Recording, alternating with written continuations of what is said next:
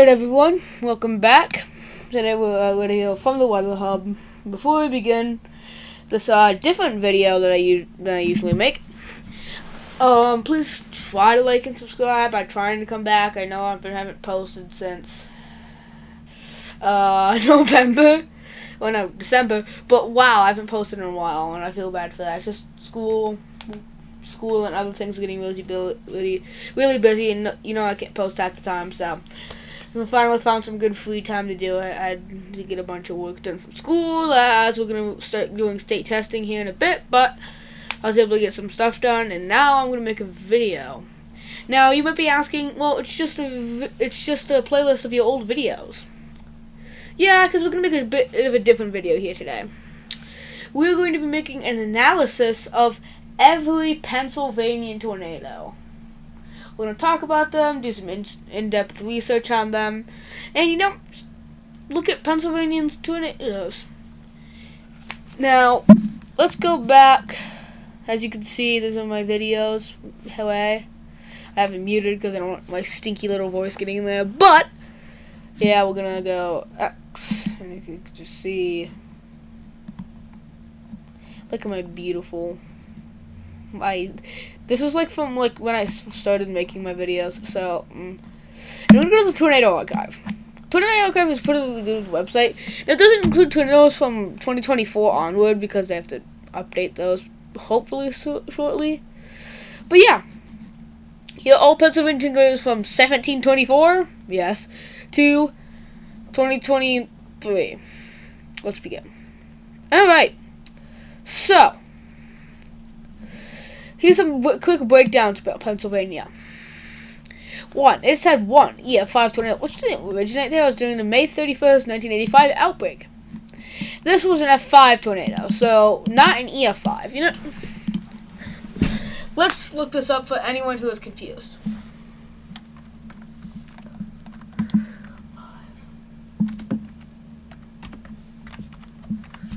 All right. The F5s are outdated for heater scales. And yes, I'm using Google because I need a script because I'm a dumbass. But yeah, so as you can see, F5 tornado is extremely powerful. 216 to 260. Did I say 216?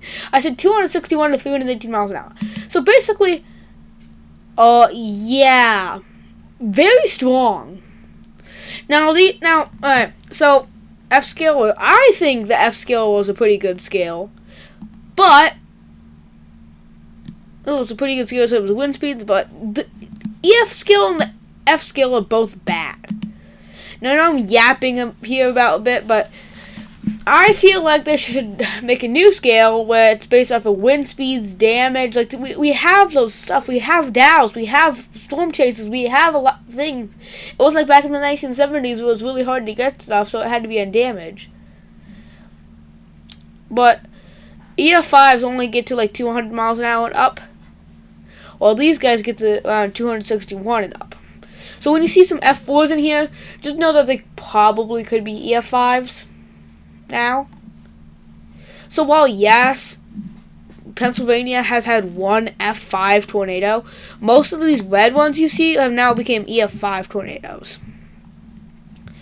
For example, yeah, all of these go, because F4, I'm trying to make sure here, F4 wind speeds, F4, yeah, 207 to 260 miles an hour. So all F4s that you see in here are going to be classified as a EF5. I won't describe them as EF5s. EF0s, F0s, EF0s. These ones would be 2. This ones would be F1s. EF1s would be F2s. F2s would be F3s, and F3s would be EF4s. Alright, we'll just get that away so you can truly understand. If they're EFs, then just put them as the normal. Alright. So we're going to start with the first tornado in Pennsylvania history, which is actually quite a long one. Right here, near Framingham, New Garden, Kennett Square, Westchester, like near southern Pennsylvania, where Philadelphia is, we have an FU tornado. Now, my son just, like, cussed, but actually FU means F unknown. I don't know why they chose, like... I don't know why they chose U, because it just sounds like I'm cussing someone out when I'm saying FU tornado. I was just cussing off the tornado. But this is the first tornado, and as you can see, it took place a while ago. It's August 3rd, August 3rd, 1724. So this is back when, colonies existed, and the British ruled this area. Yeah. Now, because we don't know how its wind speeds, there's not much to talk about it.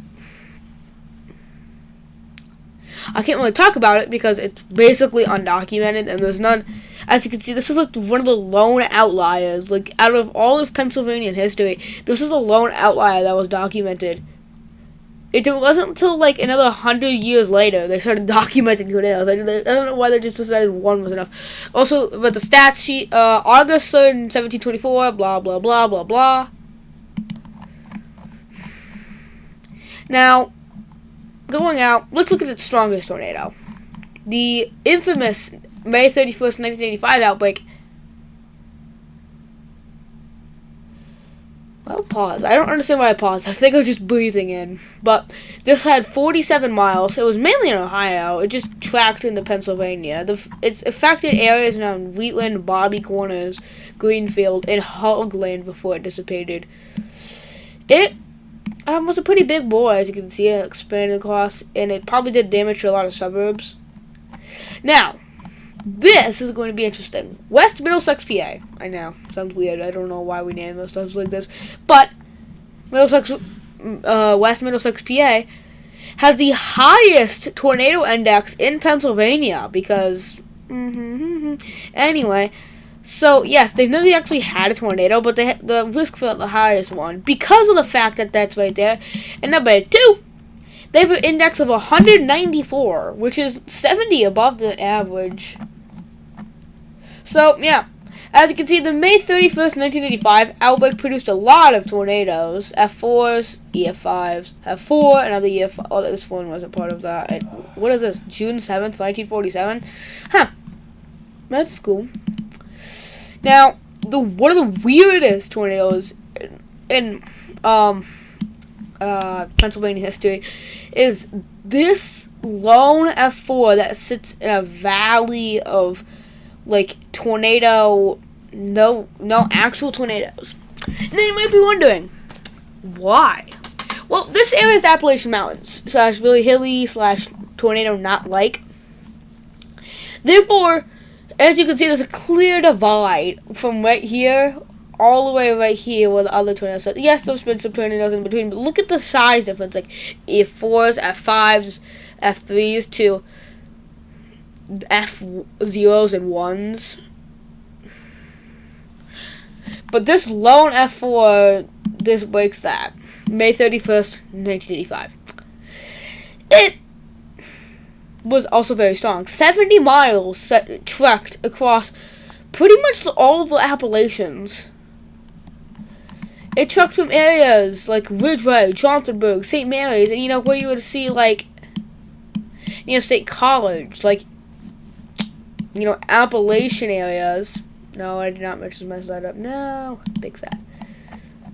Till it got to Williamsport on the other side of PA. This was probably the longest tornado that's ever happened in PA. Or, I lied. And I meant to lie. Because this one is June 23rd, 1944. Almost 100 miles. And it was also likely a family of tornadoes from the people who was like probably someone who lived there and had stories. And wow, they tracked far.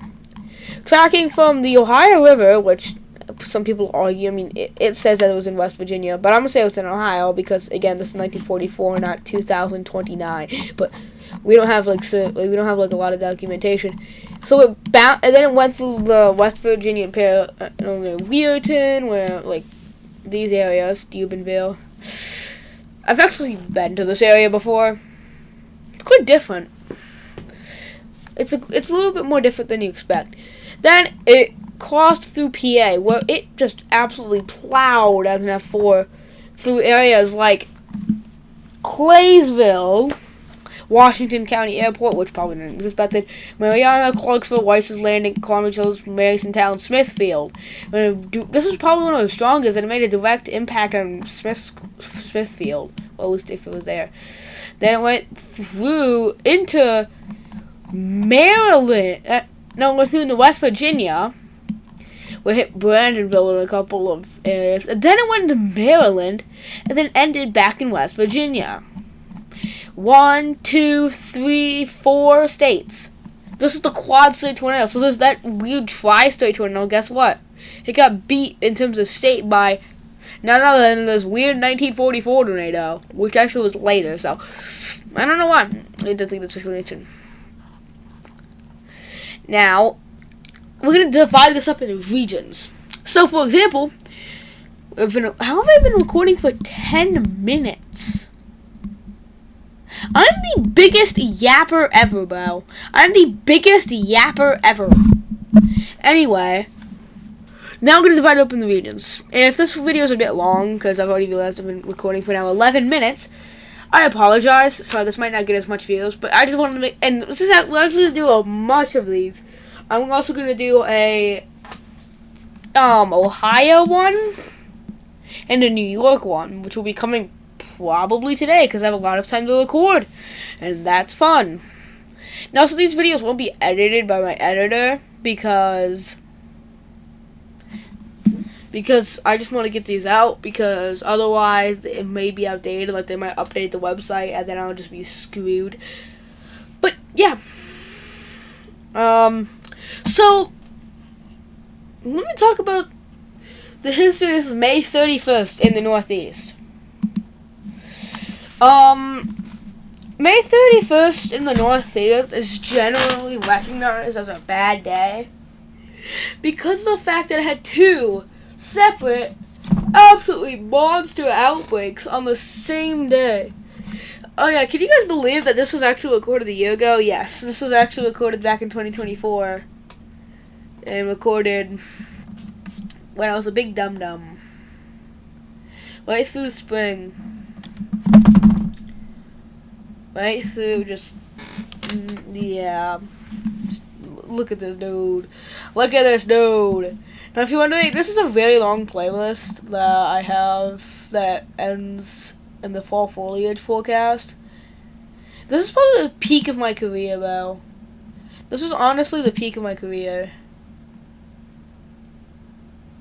This is honestly peak weather hub right now. Because I had the most resources and I was the best. Look, doesn't this map actually look kind of good? Like, this map actually looks well designed.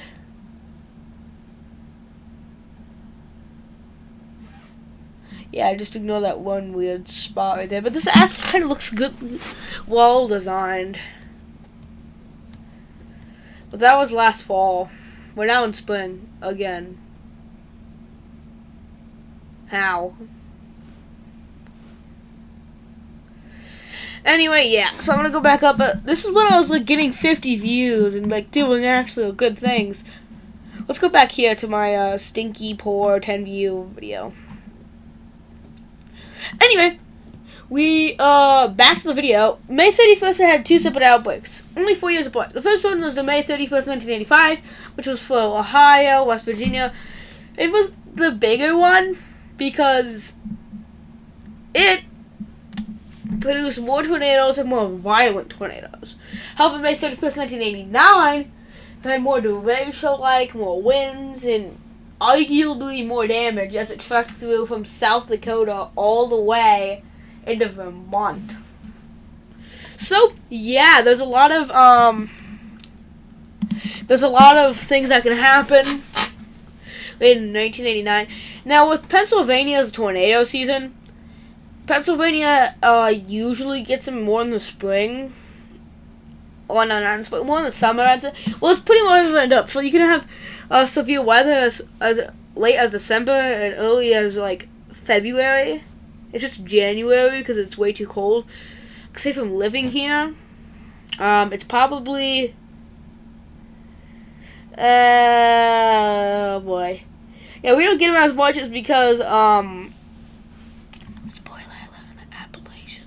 But so yeah, not much going on there. But yeah. So let's divide this up into regions, shall we? So we're gonna go through the northwest of PA. So that's gonna include here, and it's gonna cut off like right here. There we go. Perfect. Yay. So we're gonna have a bit of a discussion. Well, actually, no. Let's just why not include this. So as you can see, the east is way more like this is a continental divide right here. No tornadoes, all tornadoes. So as you can see, a couple F4s. Look at May 31st, 1985. May 31st, 1985. May 31st, 1985. May 31st, 1985. May 31st, 1985. May 31st, 1985. Yeah, a lot of F4s were that day. It was really weird. In fact, if we go to temporal and do 5/31/85, look at this. In Pennsylvania alone, there was 1, 2, 3, 4, 5. Oh, let me look at this. There was 1, 2, 3, 4, 5, 6, 7, 8, 9, 10, 11, 12, 13, 14, 15, 16, 17, 18, 19, 20, 21 tornadoes in Pennsylvania on that day. Now, and if we want to know how percentage of those are violent, these 1, 2, 3, 4, 5, 6, 7, 8, 9, 10, 11, 12. 12 out of 21 were violent tornadoes. It's really a bad day. Now, let's just do, and let me get rid of the filter. 5/31/89.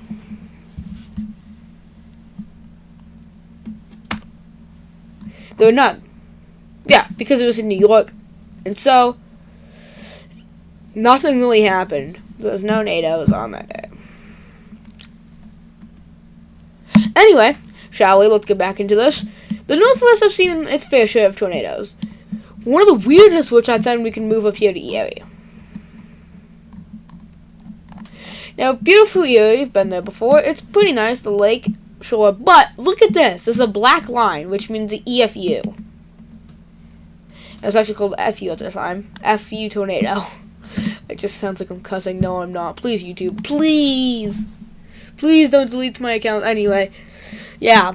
So it's an EFU tornado. I'm going to call it an EFU.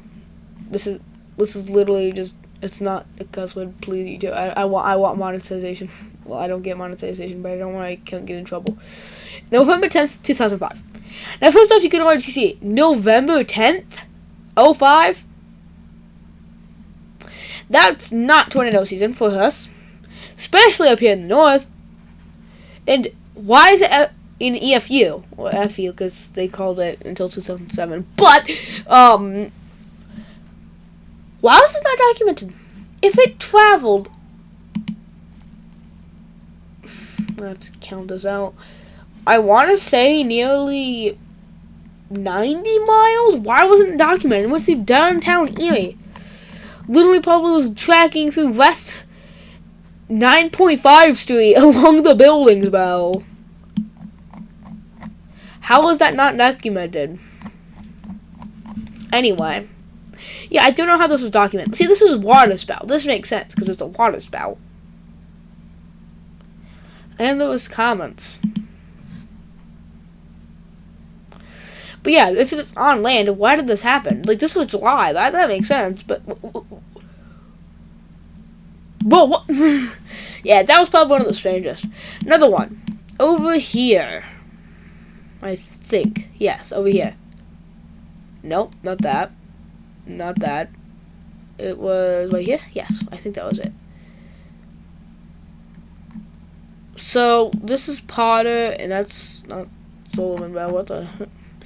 Potter and Sullivan counties do not border each other. This one was unknown, and I'll tell you why. Zoom in on it. Yeah, I guess it just doesn't exist. Because it didn't have an end time. It was just near Charles Cole Memorial Hospital.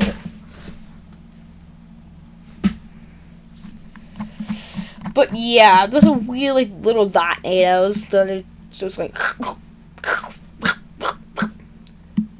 Central PA hasn't been so fortunate when it comes to having. If they have a tornado lover, then it's so fortunate. But if you don't like tornadoes, which is a sane human being, guess what? Good news for you. You don't have to worry about them because this is probably the least active tornado region. Now, actually, this F4 right here, May 31st, 1985, was the strongest because we're counting from McKean County all the way out here to I forgot your name, Callie.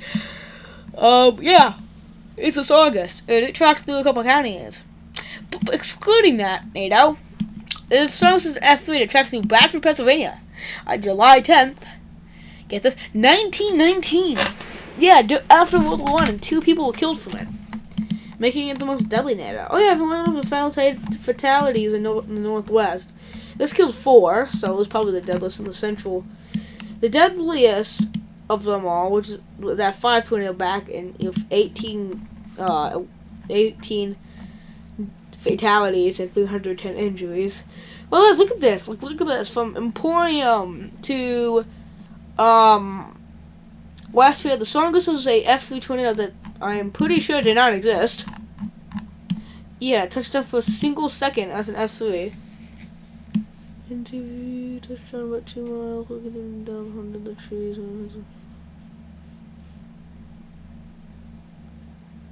Winds of 160 miles an hour. It only went 2.5 miles. That might be why it doesn't show up so much. But, yeah. Pretty cool. Not cool, actually. Otherwise, EF2s. This is the EF2 battle. We got June 12th, 1954, which did not have any documentation. Big sad. And then June 14th, 1962. Wait, are these both? Is this a mini tornado? But okay, this is 4 days later.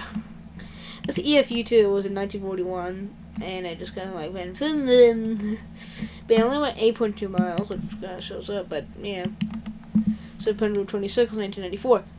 What is this one right here? This thing.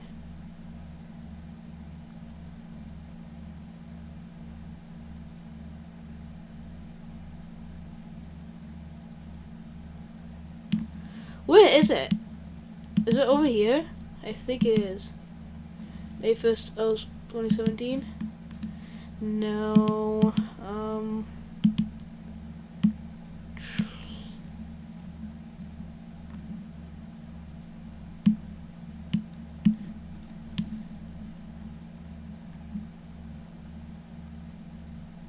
This is it. 2003. Now you might be asking, why am I clicking on this random F1 tornado back in 2003? I'll tell you what. It has some historical significance. I've actually been to this location before, and it's quite sad. I'm going to read out the comment. A team from the National Weather Service Office and State College surveyed damage and interviewed residents and emergency management officials in McKean County. The team determined that an F1 tornado touched down between 3:15 p.m. and 3:30 p.m. in local time on July 21st, 2003. The thunderstorm responded to first started producing downburst wind damage 2 miles northwest of the town of Kane. It continued to the northeast for 15 miles before the tornado touched down 1 mile west of the Kinzua Viaduct in a wooded area. The tornado continued northeast, producing damage about 3.5 miles long and about 1/3 mile wide. It was less than 100 miles an hour, which caused an F1 on the Fukushima scale. The tornado caused the collapse of the historic Kinzua Viaduct Bridge.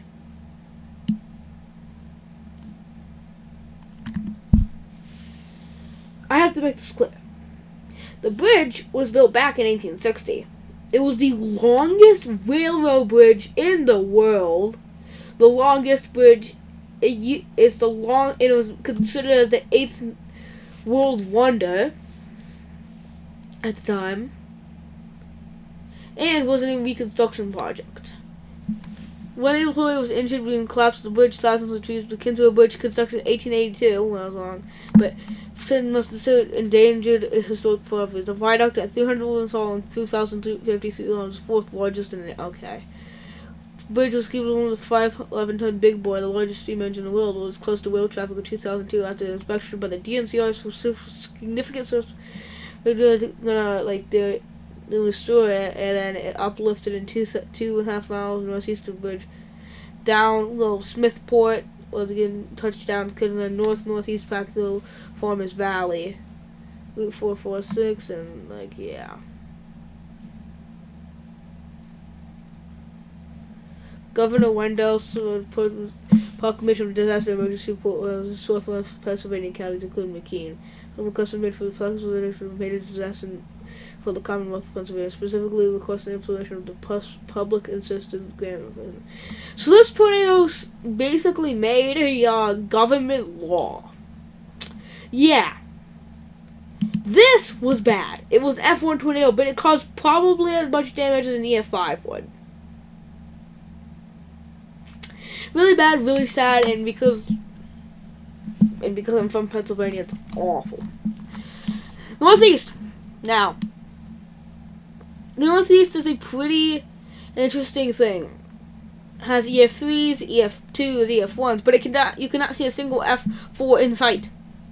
This one right here, July 29th, 1976. Nothing about it, pretty much. Nothing. May 31st, 1985. Yes, they're pretty much across Pennsylvania. June 2nd, 1998. July 23rd, 2010.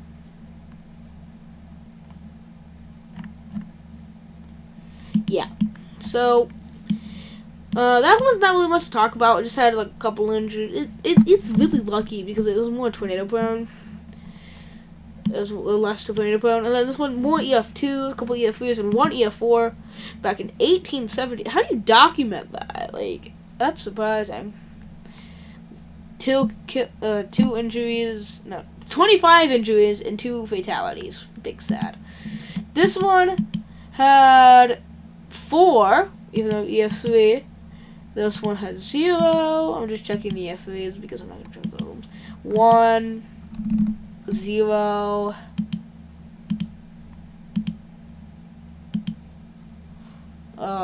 0.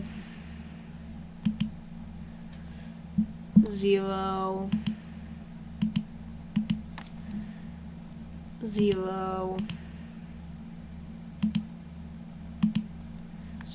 Alright, so this was a 2 fatality that tracked through New Jersey and Pennsylvania. EFUs that went down. This one was rare, because Philadelphia used to be a huge city, like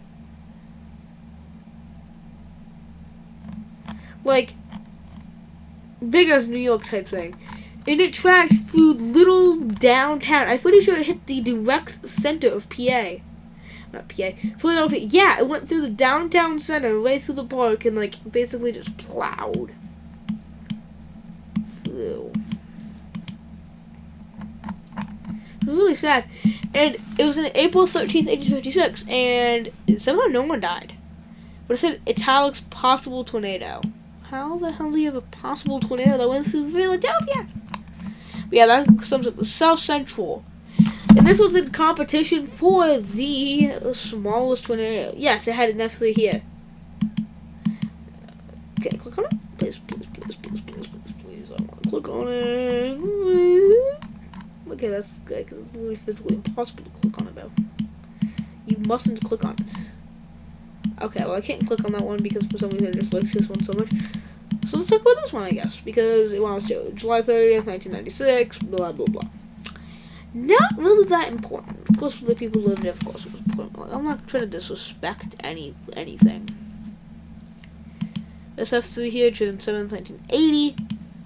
Harrisburg has seen a fair share of close calls, too. I just realized April 5th, 1952, covered that one. Yeah.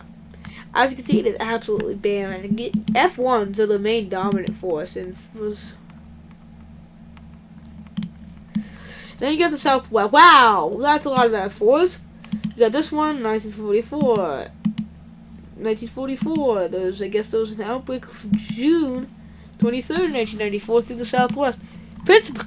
Pittsburgh got whacked by 2 tornadoes at F2 June 4, 1975, killing no one and injuring nobody. Great. This one had 50 injuries. No deaths. That is impressive. They not kill a single human being while injuring 50. That is a feat. That is a feat. That's tornado. Yeah, that is just absolutely bonkers. Alright. And we are done with summarizing PA tornadoes. If your tornado wasn't covered, please make sure to let me know in the comments, and I'll do some covering on it. Now, this video is 31 minutes long, and I don't want it to be any longer. So yeah, check out my channel. We'll probably have a live here on Twisted, maybe maybe another state thrown in there. But yeah, that's all for this video. I'll see you guys probably tonight. Bye-bye.